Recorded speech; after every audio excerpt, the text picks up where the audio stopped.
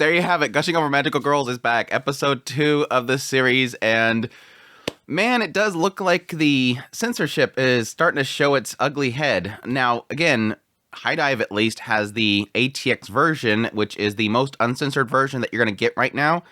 But we're already seeing those signs of things that are cut for the Blu-ray. And apparently, it seems like it's just mostly gasping, which was a little bit weird. We had this like long segment with Sayo where it's just there's no sound. It's just music. And it, like I said before, you can't not notice it. And it was a little bit odd because we've had lots of characters gasping and stuff like that. So it doesn't seem like there'll be anything there that's not elsewhere. But it's probably just that culmination of the two where this visually is getting very risque with those sound effects. So that's probably why. Either way, not a big deal. I think the bigger deal is I am honestly disappointed in episode 2. Now, part of it is because I already know this segment because I've read the manga pretty much as far as what episode 3 is going to count, which I am extremely excited for episode 3 because episode 3 is where things get really kind of fun. But this episode felt like it dragged. It really did feel like it dragged. And I went back and checked the manga, and sure enough, episode 1 covered the first 2 chapters. Episode 2 covered the next 2 chapters. So it's not as if they didn't cover as much. It just felt like it dragged out. And there was a lot of scenes where nothing's really happening. And I think that's because they took a lot of liberties in the first episode to kind of spice it up with the character reactions and stuff like that. Whereas I don't think they did as much in the second episode. The second episode felt like there was a lot of just kind of flat character faces and not really reactive faces.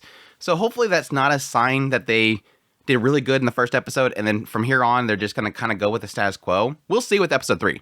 If episode 3 isn't like bombastic, something's wrong. Because episode 3 is where things are going to get crazy action-wise, and they're going to have a lot of fun with a certain character, and I cannot wait for it. But back to episode 2. Yeah, obviously, with this episode, we're kind of having her hit 2 different characters. And they're already revealing 2 different aspects that I think are intriguing amongst the obvious ecchi of the series. This is one of those series where it's kind of like, yes, you know what you signed up for. Like, you go to watch this show, you know what you come here for. You know what it's doing. We all know what it's doing. It's ecchi. But underneath it, there is sort of signs that they could have some really clever writing here, and a lot of it had to do with the birth of a villain. And I really do feel like episode 2 is a surefire sign of that, because episode 1 was a lot of Utena going, crap, I don't want to do this, I don't want to do this, I don't want to do this, and then every now and then going, I kind of like this.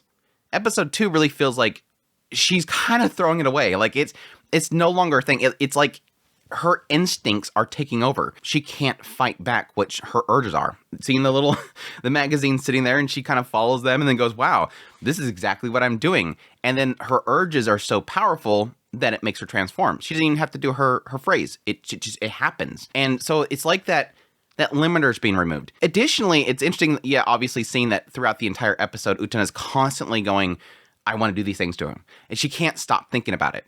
This is just clouding her mind. She can't even do her schoolwork. She's just constantly thinking about this one thing.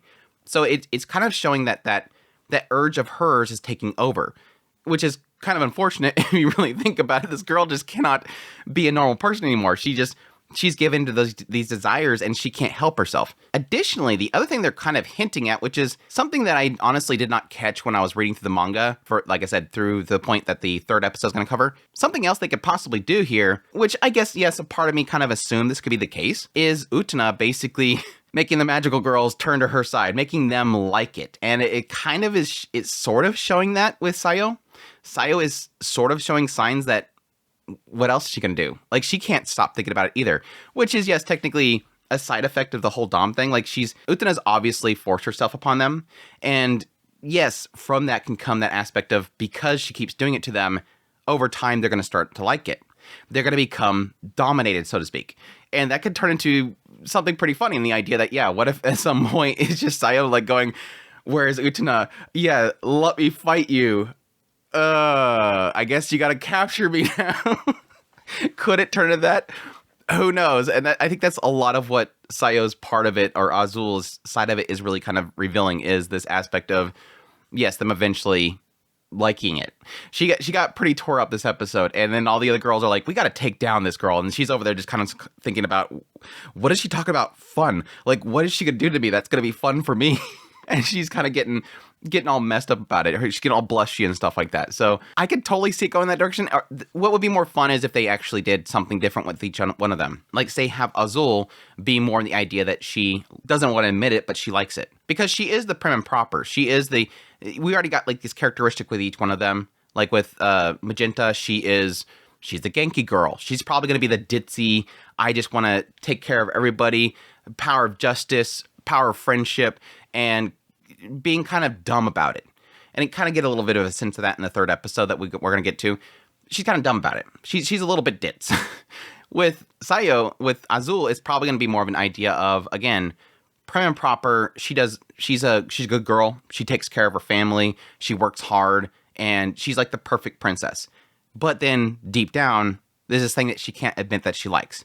And then maybe with Sulfur, based on this episode, yeah, I kind of get an indication of somebody that just likes a challenge, wants to fight back against Baser, but it's more of an idea that she doesn't want to be dominated. She wants to be the one on top. She wants to be a top she's a bottom that wants to be a top.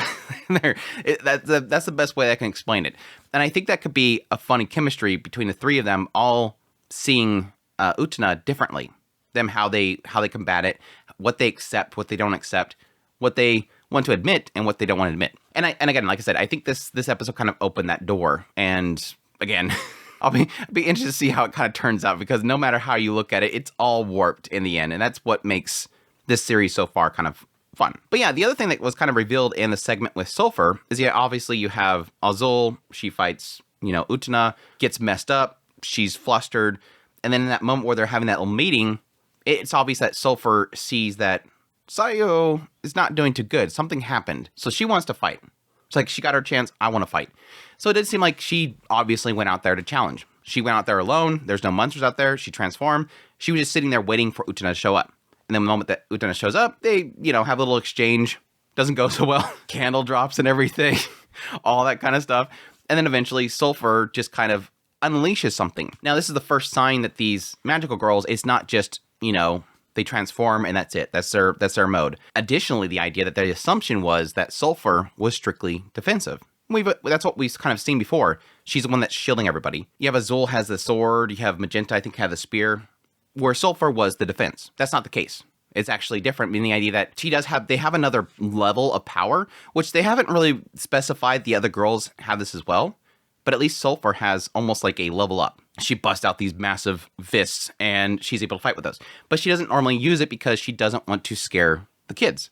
The kids look up to them when they're fighting up there, and she doesn't want to bust out these crazy-looking fists that have, like, glow, like, flames coming out of them, stuff like that. She doesn't want to scare them, so she chooses not to use it.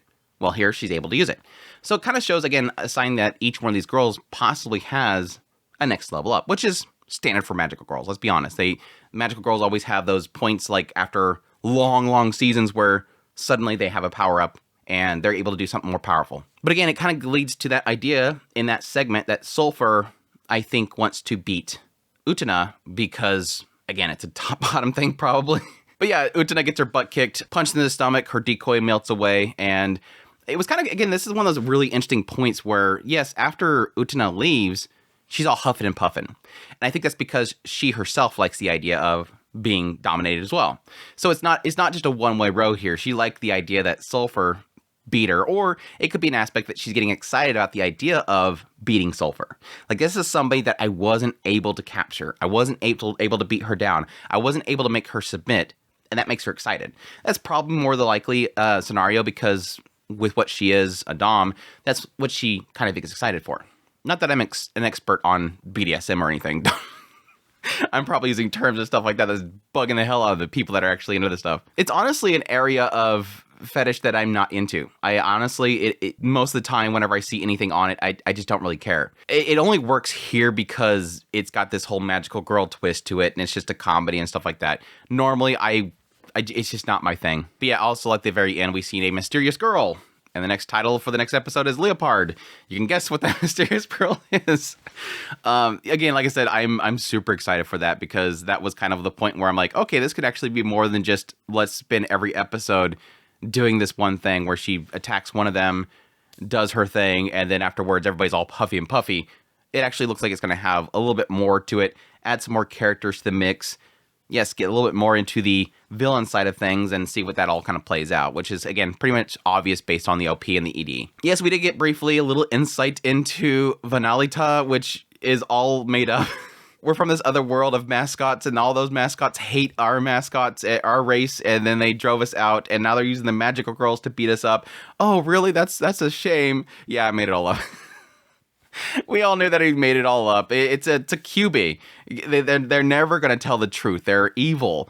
But I don't know. I guess that whole side of the scenario could be kind of interesting. I doubt it's going to be that interesting, but we'll see if they could probably pull something interesting out of the mascot characters and why they make villains and magical girls. Looking up the name that Utena chooses is Bizet. I don't know. I don't know French. I think it's French for kiss. I don't know why exactly that's the name that she goes for. Maybe it'll have some more meaning later on, but they had to go for some sort of French or German name. I mean, even Vanelita points that out, the idea of like, you want to pick like a German name or something, because a lot of chunis like that kind of stuff. You weirdos like to choose chuni names, which is totally true. Japan loves that crap. But I will admit, when Utena was fighting Sulfur, it was kind of getting that indication of her really kind of becoming full-on villain, and the idea of not just liking them and wanting to do the whole Dom thing, but in actuality like being frustrated, like angry.